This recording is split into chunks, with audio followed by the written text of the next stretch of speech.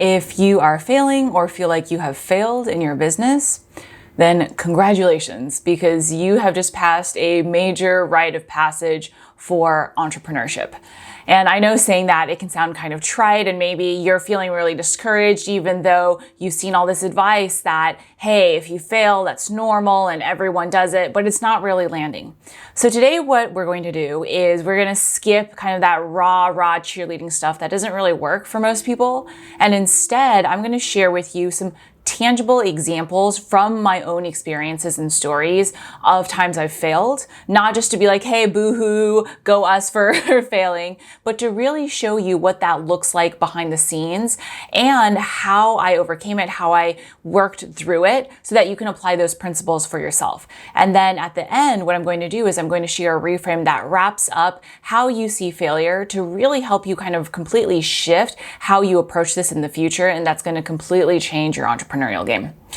So we've got a lot of exciting things to cover today. If you're new here, hi, my name is Luisa Zhou, and this channel is all about helping you build your own business to create true freedom, impact, and abundance. With that, let's jump right in. So what I'm known for in this business and in this industry, this being the online coaching and course space, is that about 8 years ago, when I was first starting this business that I'm in now, I grew from zero to over $1.1 million in sales in less than a year. So I want to put that out there first, because often when people hear that, they have this misconception that everything must have been so easy for Luisa. Did she have to do any of the things that I have to? Did she have to go through any of the failures and obstacles that I had to? And so what I want to do is take you behind the scenes and share with you the things that I actually did have to go through, because we all have to go through these things to succeed as entrepreneurs. Now, the first thing I'm going to start with is that what most people miss is that this business is not my first, my second, or even my third business. We don't need to go into that, but I want to preface it with that. And beyond that, what a lot of people also miss is that it took me, get this, about 3 years of being in a job, thinking I was going to start my business and then go full time, quit the job, be successful, dipping my toes in and out of the water, and trying to figure out different ideas before I actually saw some traction. I want to say 3 years. I want to say that again. And so during that time, what I was doing is at first I was trying to figure out my idea. So if you are in this phase or you've been in this phase, then you know that it is very tough to land on an idea that you both love and that you can do, or it feels tough. It actually doesn't have to be. So for me, and this is the advice I always share, I looked at my skills and I looked at what I could bring to the table and what I could enjoy enough. And it took a lot of trial and error, because initially I tried to just look at what other people were succeeding at and what I could do and kind of just say, okay, they're succeeding at this, I'm just going to do it, without trying to really think through, I'm going to figure it out my way. And so I started online with a Microsoft Excel business. And I figured, you know what? I see people who are making multiple 6 to 7 figures doing it. I'm really good at it because I do this all day long in my job. And I can talk all day long about all things Microsoft Excel. And so I did that. But what I realized was it was taking me over a month to write one blog post about shortcuts that I could just do in my sleep. And the reason was because I was really not enjoying it. I did it all day at work in my job, and I did not want to have to do it again outside of work. And so I realized, okay, this is not going to cut it. Next, I decided to do career coaching because I had done some really amazing things in my career. I had built a really cool 6-figure salary, a managerial position, switched industries, and people were asking me how I'd done it. So I figured, yeah, I can be a really good career coach. And so I got some clients, got some good traction. But what I realized was I got to this point where I was talking to a coaching client and I was thinking, you know what? I don't really want to help you grow your career, because I think at some point you're going to get to where I am in my career, and then you are going to want to leave like I want to start your own thing. Maybe you don't, but I think maybe you might. And I don't want to be responsible for setting you on that path. And so I couldn't do it in integrity. And so at that point, I was thinking, oh my gosh, what am I going to do? How am I going to actually be able to build a business? Because maybe those are the only skills I have. And that's when I thankfully did not give up. I went online and I'd actually hired a copywriter to help me write my website, which nowadays I don't recommend that you do right off the bat, but I didn't have anyone to tell me what mistakes to not make, so I did it. And thankfully it worked out because I asked her, hey, and she was writing my career coaching website, and I asked her, hey, where do you go to get clients? And she said, you know what? I get all my clients online using Facebook groups. And this was, remember, quite a while ago. So Facebook groups weren't as well of a known thing. And so I said, oh, whoa, I didn't even know that was the thing. What Facebook groups do you like to use? And so I went and joined some of the groups that she recommended. And I was in those groups. It was mostly entrepreneurial groups, so I didn't have a lot to offer. But as I was scrolling through the groups one day, I saw someone asking about Facebook ads. Hey, I'm wanting to run Facebook ads, never done this before. My gosh, I don't know how to do a landing page ad, all of this. And guess what? My career at the time was doing digital advertising. I was managing an analytics team that was running the revenue of lots of really big established companies, like the digital advertising revenue, like BMW, Coastal Contacts, really big companies like that. And so I said to her, hey, oh my God, I do this in my job and I know how to answer all your questions. Would you be interested in hopping on a call with me and talking through all of a few market research questions that I have about this potentially being a business I could go into? And in return, I will answer all of your questions. It seemed like a really great deal to her, and it felt like it to me because I was going to get what I needed from the market research, which wasn't going to be that time consuming. And then she was going to get all this free advice on how to run her ads. And so of course she said yes. And I promised her I didn't have anything to sell because the truth is I didn't even know if people would be interested in it. But I saw the question, I saw the opportunity, and I went in. So she said yes. And I had that call with her. And then we had back and forth for about 2 weeks where she just kept on asking me questions. And you know what? I was thinking, wow, someone actually cares about what I have to say. I thought only really big companies were interested in this boring thing that I have to say. And so I answered them in really great detail. And one day she emailed me out of the blue and she said, you've given me so much for free. How can I hire you? Because I know I'm going to get so much more from hiring you.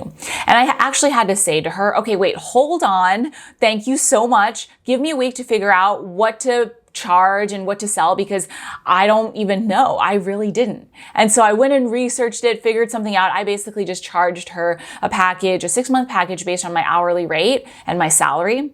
And I gave that to her and she said, yes, I'm in. And that was my first client. So before I go on and tell you, because that was not the end of my failures, let me be clear. I want to point out a few things that it could be really easy to miss.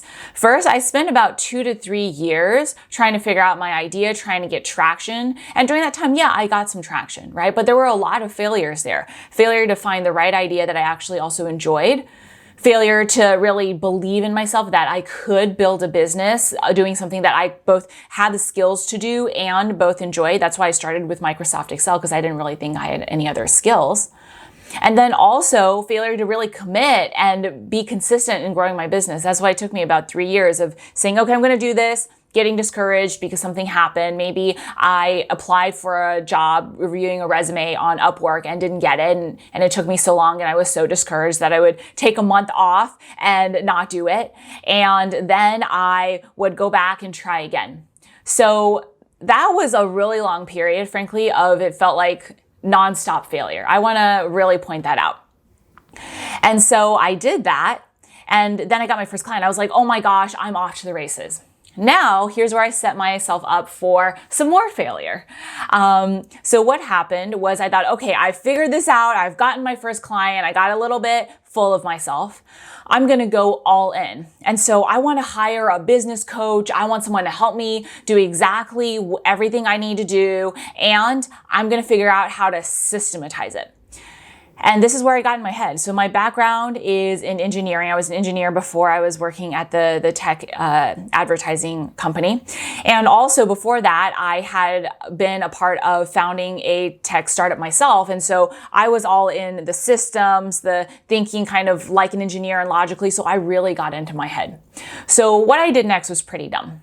First, I went and found a coach who I just listened to my gut about. I'm not saying it's wrong to listen to your gut. In fact, absolutely do it. But I didn't really do my due diligence. And so I hired a business coach for 5 figures. And it turned out this was a business coach who did not really know what they were talking about. They had built their business basically telling people to do exactly what they'd done. And if something that they taught didn't work, they didn't really have any idea to how to go out there and grow their business any other way. I remember there were so many times when I would go to this coach and say, hey, I did this thing and it didn't really work for me. What else do you recommend? And she would say, well, I don't know. That's exactly what I did and it worked for me. So maybe you should just keep on doing it. I just wanted to give you an idea of how bad that was. And I really beat myself up for quite a while because I just had felt so bad and guilty about not doing my research and investing all that money with that coach. So that was a 5-figure mistake.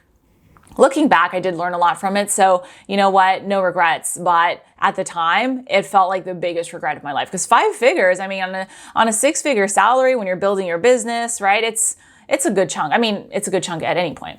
And so that was one of the first mistakes I made. It felt like a really big failure. Now, here's the thing. I listened to that coach, completely shifted what I had been doing, which was just talking to people and helping them and showing them my expertise. And I tried to build a system, do all the things that she was telling me to do, which she did not have the skills to teach me, and I did not have the skills to do myself. And so what happened was I got, after that yes, 30 no's in a row. So this was a period of several weeks. It was failure after failure after failure. That's literally what every no felt like. And with every single one, I mean, think about it. One no, when you're starting out and a new entrepreneur, feels bad. For me, it was one after another after another. Someone would get on a call with me and I'd be so excited, like, oh my gosh, this is it. And then we would have the call. They would be like, okay, this is amazing. What's the price? And then someone would say either this is too expensive, or I need to think about it, or I don't know you well enough. Or some people would just say, you don't have a website, you don't have any social proof online, and you look like you're really young, so I'm not sure I can hire you. And even though I would say, well, you can look at my LinkedIn, I look young, but I'm not really as young as you think. And I really know what I'm talking about. I'm paid very well in my job right now to do it. People would say, no, I can't trust you. And so through that period, what I was tempted to do, first, I was really tempted to give up. I was really tempted to think there was something wrong with me when everything that I was doing, it had worked for this other business coach that I'd hired, but it wasn't working for me. And so the reason I point out these specifics is first because I want to point out it wasn't that the strategy that that coach was trying to teach me didn't work. Right? It worked for her. It worked for a lot of other people. And it's a type, basically using, a funnel and things like that. It's a strategy that I run a lot nowadays in my business. The thing was just, it had worked for her because of her situation. But with the marketing, the copywriting, the sales skills that it actually required to get it right, without those lucky things that she had, she did not have those skills to teach me, and I did not have those skills myself. And so looking back now, I really internalized a lot of that and made it feel like, oh my gosh, this is a failure on my part, when the truth is, it was just not the right strategy at the right time. And so thankfully, I didn't know that at the time, but thankfully, I was really stubborn. I said, okay, you know what? I'm gonna make this work. I don't care what it takes. So I went on and hired someone else. I went on and hired someone to teach me how to use Facebook groups better, honestly. And then I hired someone to teach me how to do sales calls better, because I was kind of just, going on, talking to people, following a really simple sales script that I found from a book. And it just wasn't working because I didn't really know how to sell. And so I did that, and it came to another 5 figures in investments. And I mean, this is more than I'd ever spent on anything up to my life in that point. Right? And I didn't tell anybody, because if I had, they would have thought I was crazy. My parents would have been like, what are you talking about? This should be saved. This should be invested. You're going to ruin your future. Like, I could not tell anybody. And so with each one of those failures kind of making me feel more and more dejected, me being more and more concerned about how much money I was spending on a business that wasn't making me money, I really kind of it was hard to get through each day. Let me just put it that way. And so I did it though, right? One day at a time, I kind of just shut off and said, look, I'm all in. I don't care what it takes. I have a job. I'm going to be able to pay for the investments and I'm just going to make this work. So I might as well make the most of it, learn what I can and go through it. And so what that did bit by bit is allowed me to pull myself out of my fear mindset and then to approach logically and learn all the things that I needed to learn. So I wasn't good at sales calls, 30 no's in a row. I learned how to do selling, right? So what I'm hoping gets across is that whenever you are in a place of failure, it's not a reflection on you or what you're not meant to do. It's about, okay, what skills am I missing? How is my way of thinking about it not so great? How can I improve that? What do I need to learn? That's really what it always comes down to. And so I did that. I went back to what was working, right? So I see this so often for new entrepreneurs or really entrepreneurs at every level, where you do something, it's working, then we get in our heads, we get a little bit too smart for ourselves, and then we go off and try something that feels shinier or smarter or more systematic, and it's a little bit too early to be shifting away from what's working.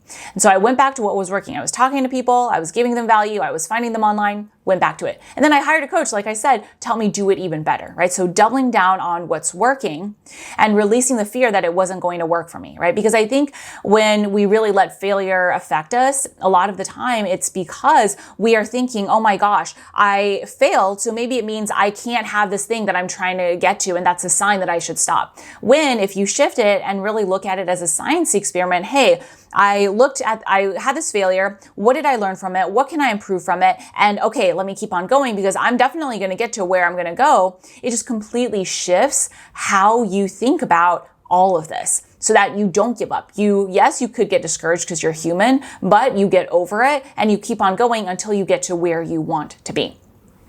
And so, long story short, or actually spoiler alert for the ending, what ended up happening is because I did that, right? So my first 4 months in that business when I was all in, that's not the first 4 months period, but the first 4 months in that business when I got it together, it was like, I'm going for it. I spent about $60,000 on hiring a few team members, like some legal, hiring like a lawyer to write my contracts and stuff. So a little bit of team things, but the majority on learning those things because good coaches are expensive as they rightly should be, and learning that. But what happened was it paid off because I ended up making over $100,000 in those 4 months before I left my job. And then after that, people started asking me, hey, how'd you do it? And I'd figured out a lot of things on my own as well for things that no one had done before or been able to teach me. Because remember, I had to kind of hire individually for the skills, and then I had to piece it all together for myself for someone in a job wanting to go into entrepreneurship full time.